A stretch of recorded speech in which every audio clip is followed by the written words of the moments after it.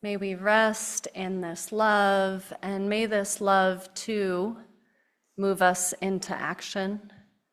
Action of opening our hearts and minds and our whole bodies into bringing more love and justice into our world. One of the ways we get the bread, the sustenance, the courage to do this is by looking back to stories of love and power and strength.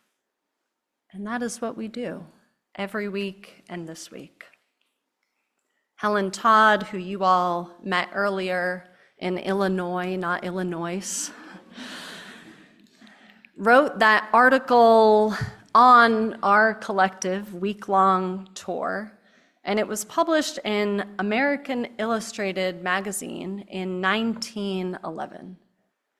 This is so significant because it's the first record of this phrase, bread and roses, that we have being written down.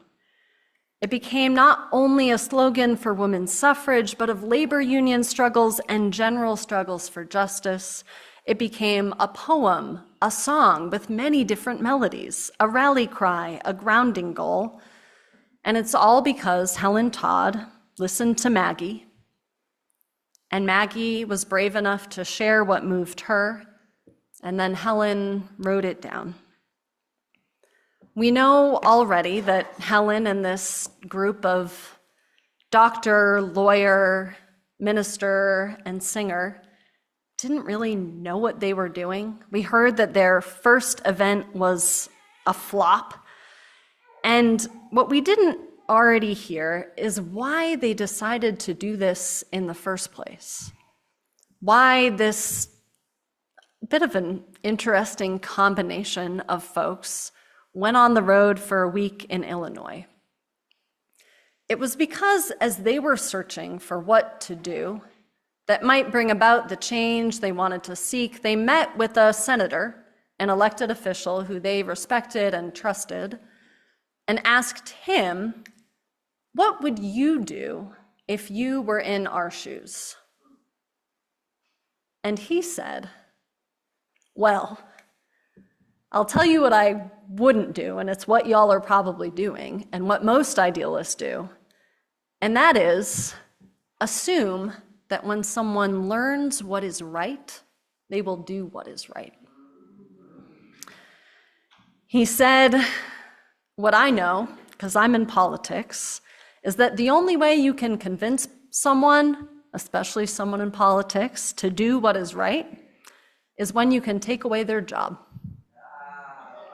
So he said, get out into the streets, the squares, the state fairs, drum up a constituency, get the people committed to vote out their elected officials who do not support the women's right to vote.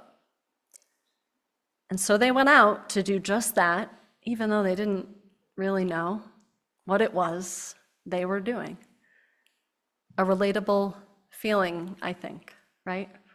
Of wanting to do something that is right, even though we don't know quite what it is we are doing. And so right now, in this time and in this place, there is still so much at stake. It is lives, it is livelihoods, and it is our souls that are at stake. For many of us, it is our very literal lives, our capacity to live, that is at stake right now. Healthcare being taken away, immigration enforcement being amped up. For many others of us, it is our livelihood, loss of jobs when we tell the truth, loss of social safety nets that enable us to live our daily lives. And for many others of us, it is our souls that are at stake. Can we stand by as lives and livelihoods are taken from us and not have our self diminished? We know the answer to this is no, we cannot. We know, as the doctor and the lawyer and the minister and the singer and the factory inspector agreed that still now something is not right. And so it is our duty to feed ourselves and one another, for we know that all of us need bread, need the basics to live now, and all of us need roses too. We need beauty and joy. We need to see it now so that we do not lose hope, so that we do not become paralyzed, and we need to remember what the world still is and how much more of that beauty it can be. So, it is our duty now to not lose one another, to not lose ourselves, and to help us with that task this year, we will have stories of bread, of sustenance, and stories of roses, of joy. Stories of how to stay alive and how to live. Stories of how to get sustenance and how to flourish.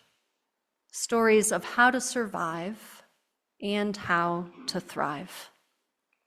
Now, we're going to get real literal about that in worship this year.